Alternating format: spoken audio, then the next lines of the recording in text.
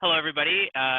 Josh and Ben here, co-creators of Ambyria, and we're here to do a recap of the semifinals of our 2020 Ambyria World Championship Tournament. And what a semifinals it was. Like there was huge build up coming up to this. We had a 16 player bracket and we've narrowed it down to just 4 players going into the semifinal round. Um, First up, we had Jim and Ransom. Yeah, I was very much looking forward to this. Both of these players very good. Getting into game one, we had Jim playing as the black deck and Ransom playing as the red deck. And the red deck is Jim's least favorite to play against. It is. So I'm sure he was happy that he didn't have to play it.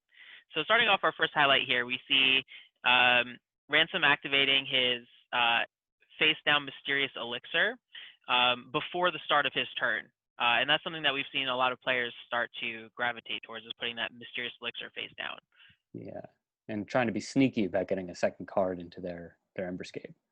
Yeah, and he was in hasty mode, so it was a good time for him to activate that. But unfortunately for him, we did see that Jim had this martyr here, so Jim was at least able to hold off that initial collection. But you can see that by this point, that was already Ransom's second arcane card flipped.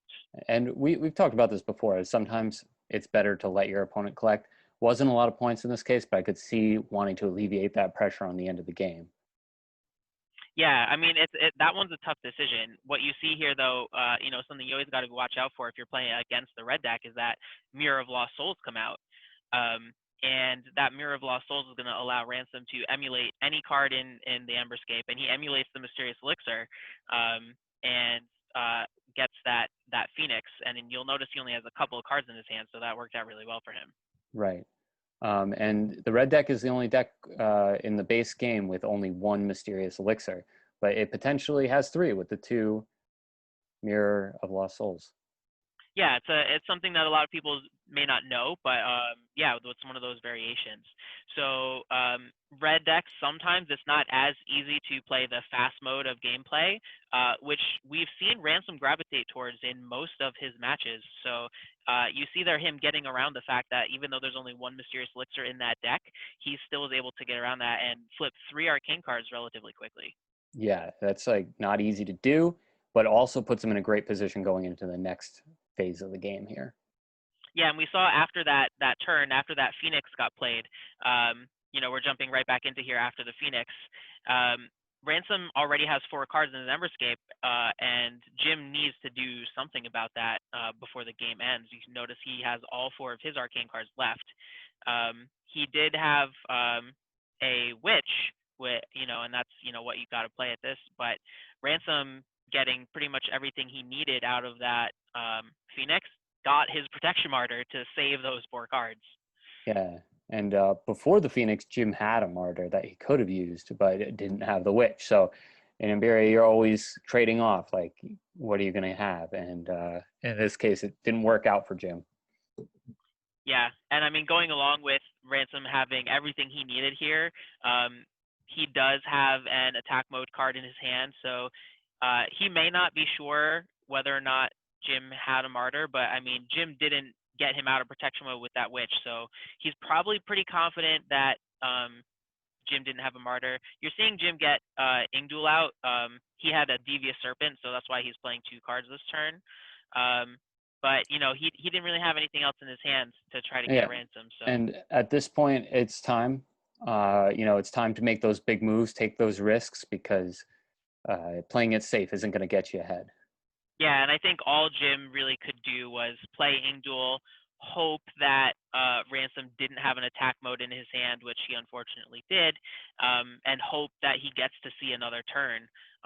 It didn't work out that way. Ransom was able to go into attack mode, flip that 4th arcane card before Jim was able to flip any of his, bring game 1 to a very, very speedy end, and a decisive win for Ransom. Score ended up being 86-12. Yeah, that's what we call a blowout. Yeah, and I mean, Ransom got good cards. He knew what to do with them. He played them right. Jim had a little bit of tough luck. I mean, that there probably weren't too many moves there that I would have done too differently. But Yeah. sometimes that just happens. And hindsight is 2020. We can look back and say, "Oh, I should have done this. I could have done that." But the witch is kind of a gimme, right? I'll do that first, and that's a big one. I think the one thing that might have panned out a little bit different for him would have been that he had an elf foreman in his hand. He could have drawn 3 cards. Maybe one of them would be a martyr. Could have gone a little differently, but odds are this was the best play that Jim could have made, and sometimes your best play isn't good enough. Yeah, I mean, I was actually commentating this game with Andrew, and one thing that he and I talked about a little bit was the possibility of maybe putting that witch face down using his magician's tactic rather than playing it outright. I mean, Ransom wasn't in protection mode, so it's a good bet that he doesn't have the protection martyr, but it turns out that he did.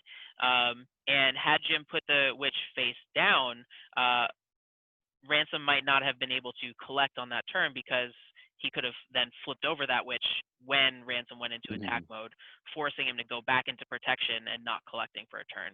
It may not have even impacted the game, but we'll never know. Right. It would have given Jim an extra turn to do something. Potentially, yeah. But I mean, they jump into game 2. Jim ends up with the white deck. Ransom ends up with the blue deck. This was a very, very exciting game too. Let's jump into the first clip we've got here. So we're jumping into a point here where Ransom's got his Emberscape full. He's already flipped an arcane card. You see that most mysterious elixir in his Emberscape. And Jim's got some stuff going on too. He's got face down card and Spirit of the Forest. What that face down card is the Dragon's Wager, which we've seen Jim play a couple of times, and he's done some really great things with those face down Dragon's Wagers. Right, and we were talking about it in the last game. People are getting sneaky about filling up their Emberscape, and look at that card he takes from Ransom, essential in a 2-player game. Yeah. Now, unfortunately, Ransom does have that Martyr, which prevents Jim from collecting. And it was a great setup. He had that face down Dragon's Wager. It's a great face down card because it can't be stopped. You're going to get that extra card. So he had a great plan. Just unfortunately, Ransom had that Martyr, and then Ransom was able to get the first collection of the game instead, rather than Jim. And something I don't think we talk about enough in Ambyria is momentum. Ransom starting off the game with that first collection momentum, just kind of, it's hard to stop when you're in Jim's position. He also won the first game, so he's already behind. He's basically just trying to put a stop to Ransom's momentum here. Yeah, a lot of it is really the mental games. It's hard to bounce back based on what's happening in the game, but also based on what's going on in your head. If you feel like you're down, sometimes it's hard to think clearly and get caught up. For sure. Here we have one of the interesting interactions here. Ransom plays his Wraith. It seems like a good time for it. Jim has 2 cards in his Emberscape. He was in hasty mode, but it turns out that face down card was Jim's own Wraith, which he then is kind of forced to activate. I mean, I think this is one of those not thinking clearly kind of moments. There's not a ton of time pressure to flip that and play it. I guess what I'm looking at here is. Well, he was in hasty mode though, so. Oh, right. Yeah. Okay. So he had to do that. There was no way out of it. But what we're looking at here with flipping your Wraith early like that is you lose the pressure of having an unknown face down card. So obviously, if he had to collect 2 Wraiths with only 5 points offsetting it, that's way worse than losing your face down card pressure. But yeah, and the face down Wraith is not a card we often see utilized with that Magician's Tactic, but I do like it. Sometimes it has a good surprise factor. And unfortunately, Jim didn't get to hang on to that surprise for too long. It was immediately right after the turn he played it face down, he was forced to activate it. And it can be surprisingly used as a way to thwart, say, a Seductress, a Dragon's Wager, a Witch, and really throw a wrench in your opponent's plan and into their mental game. And one of the reasons that we see Jim play that Phoenix was previously Ransom had used a Thief in the Night and stolen a Ancient Sage from Jim. So Jim knew that he had the Ancient Sage in his hand, and thankfully had that Phoenix to play it and get it out of there. I believe though that Ransom still drew an Ancient Sage back anyway, but he did what he had to do. Yeah. Yeah, and that was good memory. Sometimes Ambyria is a little bit of a memory game, a little bit of a card counting game. So the odds were not in Jim's favor, and Ransom was able to pick up that Wraith.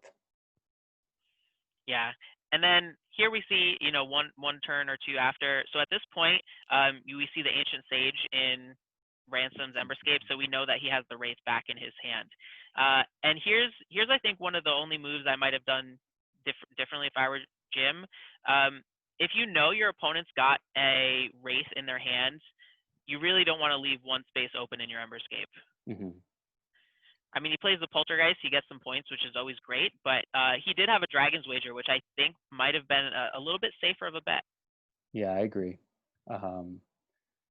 Again, that there's so many factors going on right here, and sometimes out of sight, out of mind, the Wraith is in his hand, and you're thinking, I got to get points. The Poltergeist gets me points. It seems logical at the time. Yeah, absolutely. But then as a result, what we end up seeing here is something that we don't see too often, but two Wraiths end up in the same Emberscape at once. We see Ransom thinking a little bit, taking his time, making sure it's what he wants to do, and he does end up going for that double Wraith into Jim's Emberscape. So yeah, and he puts it in there upside down.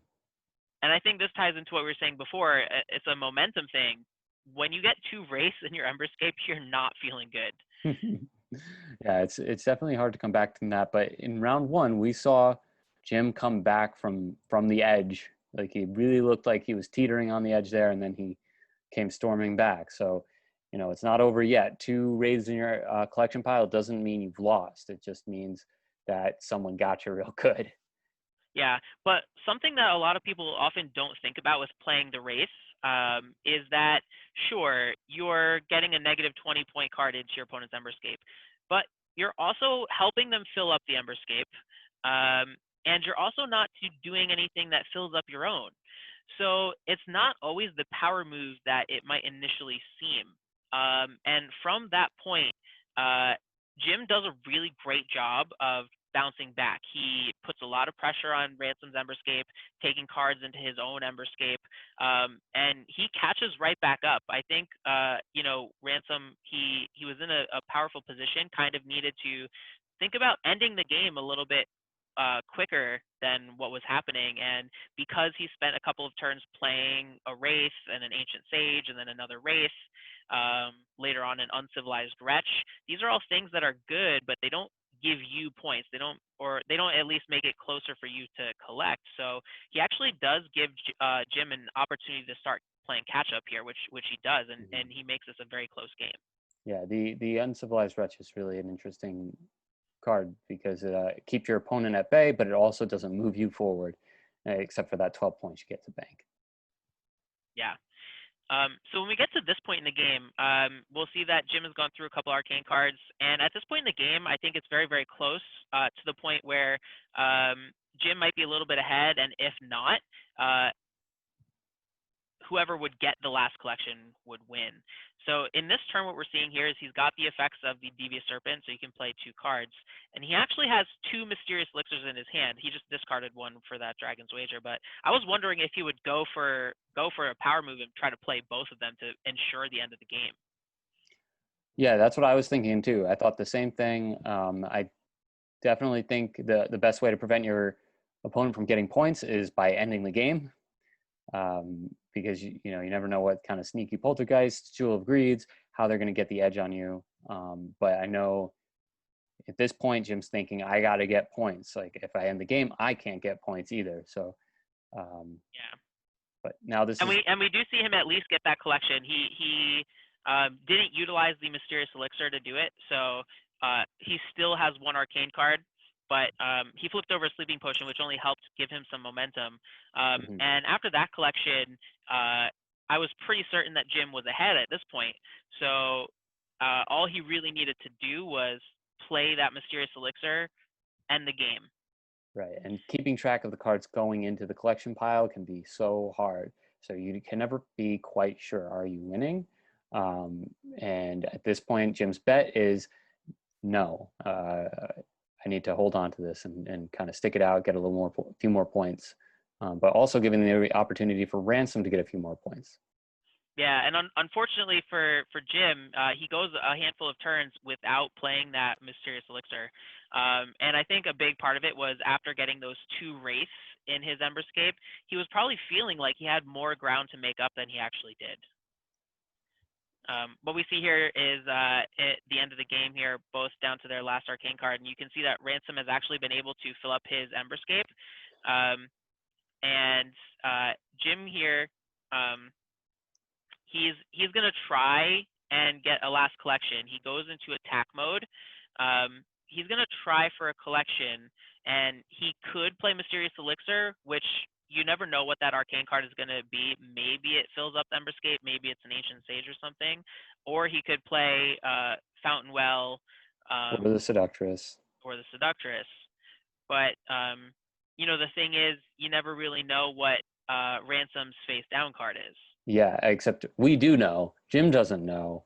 I think that him banking on the face down card not getting him is not super smart, especially considering what's on the line. These are both full collections. I think that we talked about the risk of throwing Ingduel out in the last game, trying to get that 20 points. I think that this is that same calculated risk he was making before, that if he gets this, he's definitely going to win. And if he doesn't, he's going to lose. And if he ends the game now, he might lose. So, yeah, I mean, whether or not it's a good play, risks. really, whether or not it's a good play, I think really boils down to whether or not you think you're winning. So if Jim had it in his head that he needed a collection to win, then sure, that Mysterious Elixir is not really a great option for him. On the other side, if you do think you're going to win regardless of that collection or not, then you've got to play it. So I think that that's really what it comes down to is do you have a grasp on that point difference? And as we saw at the end of that clip, Ransom's face down card was the Uncivilized Wretch, which prevented Jim's collection and then allowed Ransom to collect to end the game instead. Right. And that last collection put Ransom over the edge. The score was 100 to 82. So that 18-point difference is well within the range of a single collection. So, if he had been able to stop that, if Jim had been able to stop that, it could have gone the other way, and we could have seen a game 3. Yeah, and unfortunately, Jim's journey ended there. Ransom taking the lead and going on to the finals. Yeah, so Ransom, his first time in the World Championship Tournament, and he is on to the finals. He's got to be very happy about that. Let's see who he's going to be playing against. So our next matchup, Mohammed versus Rebecca. So we saw Rebecca face Nadia in the last round, and she did very well. And we also saw Mohammed face TJ in the last round, and he did very well. So this is an interesting matchup. Yeah, all the games in this matchup ended up being very exciting. Game 1, Mohammed ended up being the yellow deck. Rebecca was the blue deck. And we see early on, Rebecca got her hero out very early on. She's got Ambyria in her Emberscape already. Yeah. Having your hero out there early is dangerous because you might lose them, but also super powerful because you get to use their ability the most times. Yeah, and it was very risky. She was not in protection mode, but she did have her protection martyred, and you kind of see what she's doing there. She kind of baited Mohammed into using his witch. Mm-hmm. So Mohammed used his witch and was not able to take anything from her Emberscape. And look at all those yellow cards she's got in her hand. That's the power of Vera right there working for her, and now getting a lasting effect from the yellow deck working against the yellow deck itself. Yeah, Ambyria can be devastating depending on what she allows you to draw. And in this case, Rebecca, 3 cards in her Emberscape, she's already building it up to be a pretty big collection if she's going to be able to get it.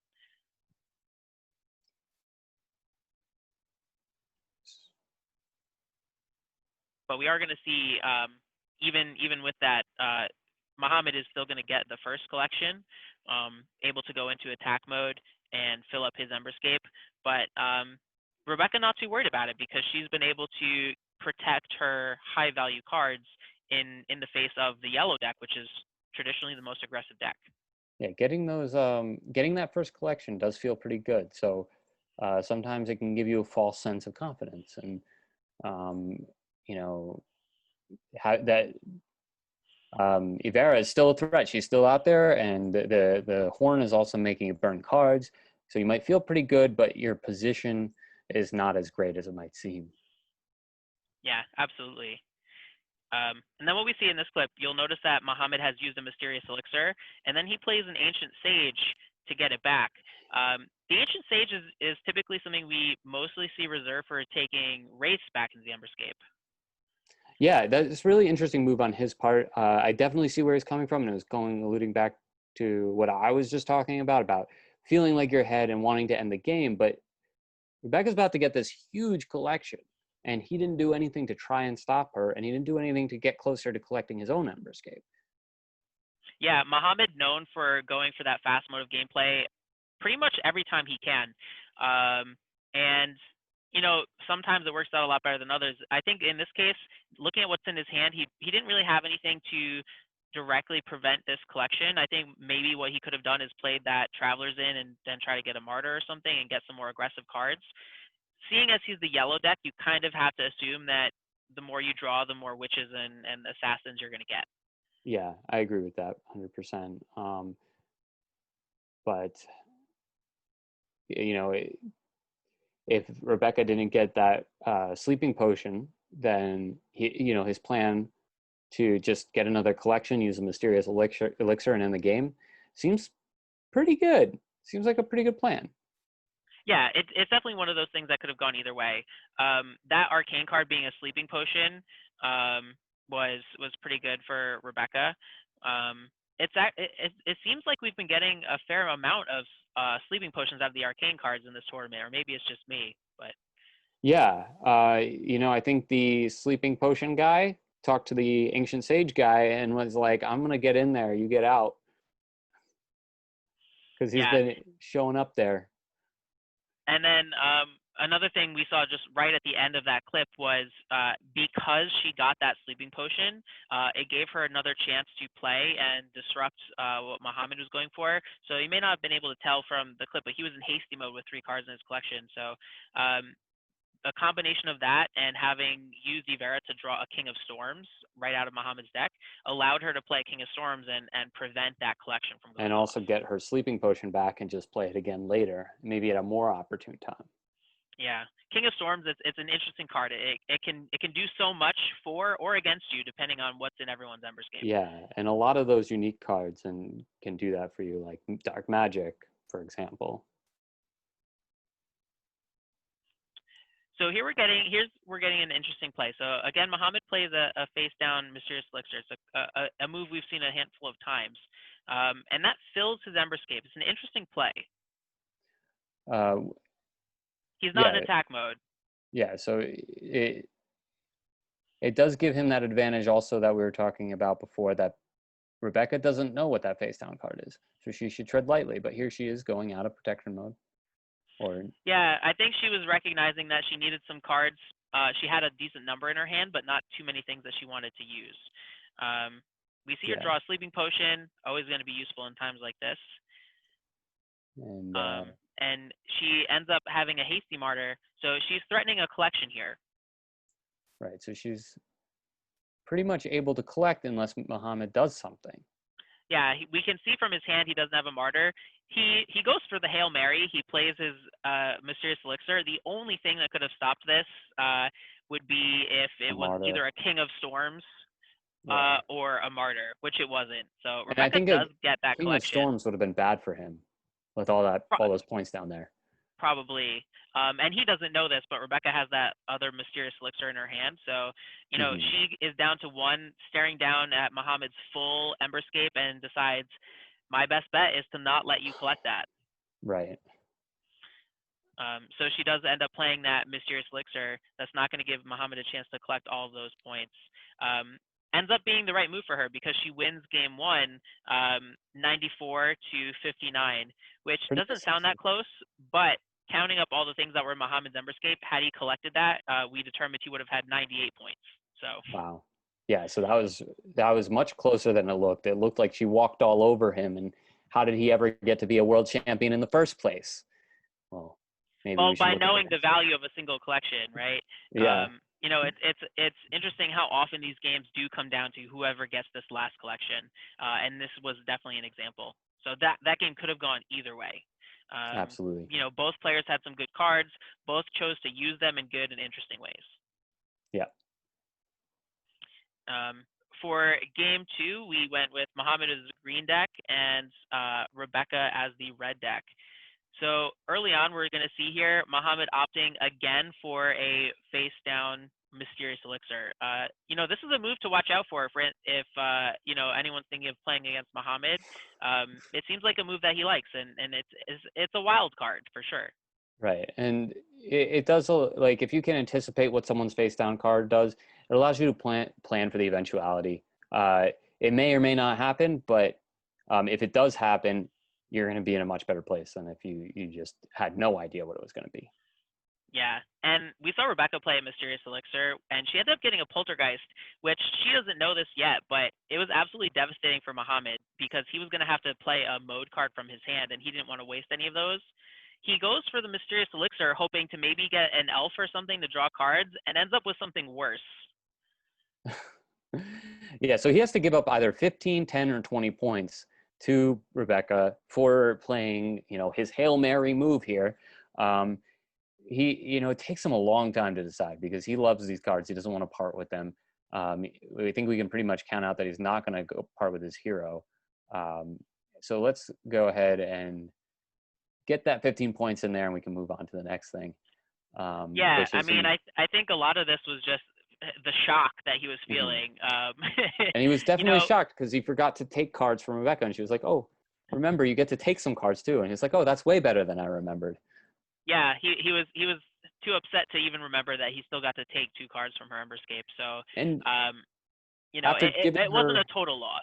After giving her 15 points, he played his Hasty Martyr and was able to collect. So he wasn't, it didn't feel good, but it didn't put him too far behind. Yeah, it's one of those things you got to remember. Sometimes bad things happen, and you make the best of them, and you still collect Emberstones anyway. Yeah, you get all the Emberstones. After that play, Mohammed definitely all flustered. He does finally get to collect an Emberscape here. That first one we were talking about, actually, he put his Hasty Martyr out. He didn't actually get to collect, though, because Rebecca had another Martyr to go over top of him. So he had to fill up his Emberscape to get to his first collection. And his Arcane card ends up being a Wraith. Normally not terrible, but Rebecca's Emberscape was full, so it ended up having to just go to his discard pile. Yeah, and that's one of those cards that, like, just like your hero, there's only one of them in the deck, and it feels best when it's in your opponent's collection pile, but vice versa with the hero. Yeah, and I think that was just another thing that really got Mohammed in his own head after finding his Wraith useless. Just another thing to make him a little bit, anxious about what's going on. Yeah, but we've seen him earlier in the tournament get into tough places where you're like, oh my God, is he going to choke? Is this the end for a 2-time world champion? Well, let's find out. Yeah, so you'll notice that he still has Raoul in his hand. He's had Raoul in his hand since either the second or third turn of the game, just hanging on to it. And at this point, Rebecca's only got 1 card in her hand. I mean, he's not in protection mode, but do you risk it and just get Raoul out there to start racking up the points? And the question is, does he feel like he's behind? And I think we all felt like he was behind watching him. But he did get a good Dragon's Wager, but it doesn't help him, any more than just having an extra card in his Emberscape, where Raoul turn over turn will be getting you extra points in your collection pile where they count. Yeah, and now Rebecca plays the Thief of the Night, steals a Witch, so now he knows now Rebecca has something to get him. And here's where he goes for a pretty interesting play. Not something you often see, but he uses his hero as a mode card. Yeah. So now we're on the edge of our seats. Like, is this going to work? We can see Becky's hand. We kind of know it's going to work, but you as the player who doesn't know what all the cards in your opponent's hand are. You're kind of sitting here, fingers crossed. I have a plan. I hope it works out. I know Ambyria has a history of letting me down and messing up my plans, but maybe it's going to work. And banking everything on that mysterious elixir too. We've seen it work sometimes and sometimes not. Fortunately for Mohammed, he does end up getting a card out of his arcane pile that can fill up his Emberscape. And that allowed him to collect and then flip the last arcane card. That was really his only shot, and he went for it and he got it, and he won 81 to 75. Super close game. Super close. Only 6 points there. Only Yeah, 6 point difference. That was incredible. One of the smaller spreads we've seen. Yeah, I give Mohammed a lot of credit for that. Recognizing, I'm sure, especially for him, it was very hard for him to part with Raul, but he made it work, and it actually came in clutch and saved him from being eliminated. You know, he couldn't hear the commentators doubting, why aren't you playing Raul? But he, you know, showed them. He said, I need this for my mode pile. It ended up working out for him. Yep. So that brought us into game 3. Mohammed playing as yellow and Rebecca playing as blue. So early on, Mohammed, he's got a lot of power. He's threatening his first collection. And Rebecca's kind of forced to use a lot of her resources, play a Seductress and play a Martyr to take something out of his Emberscape. Unfortunately, it was that hasty Martyr, so it didn't fully prevent the collection, but it at least took 15 points out of there, made it a little bit less valuable. And she got a lasting effect out of it. But this arcane card gives Mohammed one extra move on his next play phase, which is coming right up. And that's going to give him even more of an advantage on top of his first collection.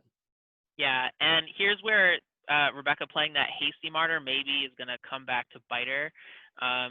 You know, always dangerous for your opponent to be in hasty mode if they have a sleeping potion. So you never know if they do or not, but sometimes you know, that could always be something you have to watch out for. He does end up moding over it anyway, but you know, maybe that would have been something I might not have done, seeing as I had the mysterious elixir and the sleeping potion, knowing that I could get 3 cards and skip her next turn. But well, you know, he had to mode because of the horn. Oh, you're absolutely right. You're absolutely right. Yeah. But he took care of it using his mysterious elixir. Uncertain that he would be able to, but he did it. Yeah, and then playing that sleeping potion, allowing him to get yet another turn. So Mohammed starts this game off with a lot of pressure, flipping over 2 arcane cards pretty quickly.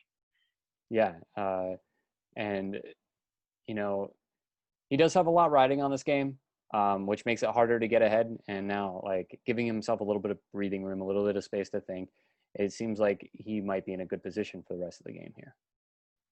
Yeah, and soon after that, you know, he's got this second sleeping potion in his hand, and always tough to have a bunch of those sleeping potions. But he's also got a King of Storms in his hand. Yeah. What mode is he in right now? Hey, greedy? Greedy, yeah. Okay, goes into attack mode. So neither of the cards in his hands will allow him to collect. So he has to draw something. I'm not sure if he's in attack mode or not, to be honest. It might be protection mode. It's hard to tell. Yeah, I kind of think it was protection mode. I don't think he had an attack mode, because he ends up playing that King of Storms. So that brings 4 cards back into his hand. So, you know, it's an interesting move. It brings you back to square one in terms of collecting. It puts 2 sleeping potions and a mysterious elixir back in your hand. Okay. But maybe he didn't really consider the fact that he was going to put a Phoenix back into Rebecca's hand. Yeah, he must have, because Becky noticed it and she goes ahead and plays it. But like, he had a clear path to the end of the game there, and he was just going to use it, but it didn't work out. Yeah, and you know, I guess for nothing else, or if nothing else, it kind of forces Rebecca to make that her next move. Maybe she had something else she was planning on, but you can't leave 2 sleeping potions and a mysterious elixir in your opponent's hands when you've got the Phoenix. You just can't do it. It's really one of the best uses of the Phoenix, you know, that you can have. Yeah. So, in a way, it was good for her. Actually, it was very good for her. It was very bad for Mohammed. And so what do we see here in his hand? So he did end up redrawing one of those elixirs pretty quickly, Mm-hmm. and ended up utilizing it. Got a Martyr, not the best arcane card, but he's down to 1 arcane card. Rebecca still has 4. Mm-hmm. So she hasn't collected any yet, or any collections yet. She's got a card in her collection pile because of, card effects. Yeah, she's got a lot of cards in her hand too, but there really wasn't anything in there that could take cards out of Mohammed's Emberscape. Right. She's looking for, some traction, something to gain, gain a leg up and get moving here, but Yeah. she's kind of stuck in 3 cards in her Emberscape and Mohammed in hasty mode. And he's got a sleeping potion, so he knows what he has to do. He plays a sleeping potion, ends the game. This one was really tough for Rebecca. She just never had too much of an opportunity to get much going, unfortunately. Right. And the yellow deck can be like that when you play against it.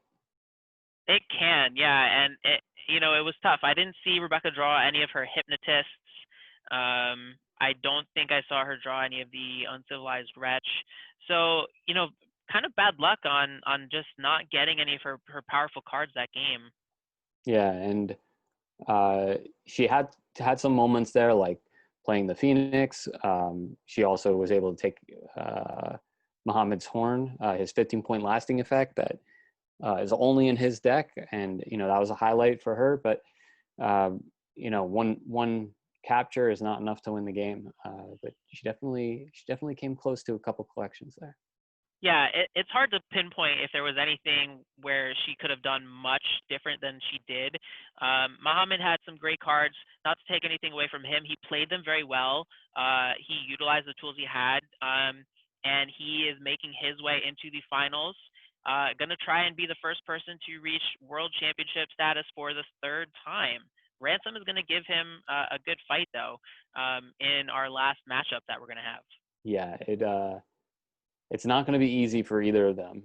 This is a tough matchup. They've beaten some really good opponents, and I mean,